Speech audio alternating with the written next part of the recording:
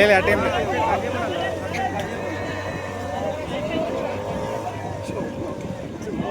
Phone చేయాల్సింది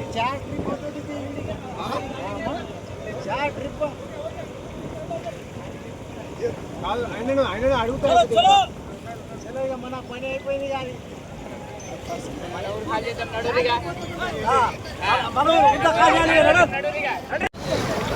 పట్టండి side పట్టండి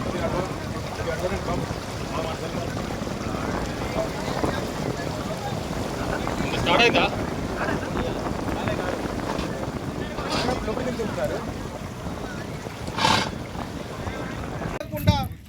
ఇబ్బందులు పడుతున్నటువంటి పరిస్థితి ఉన్నది.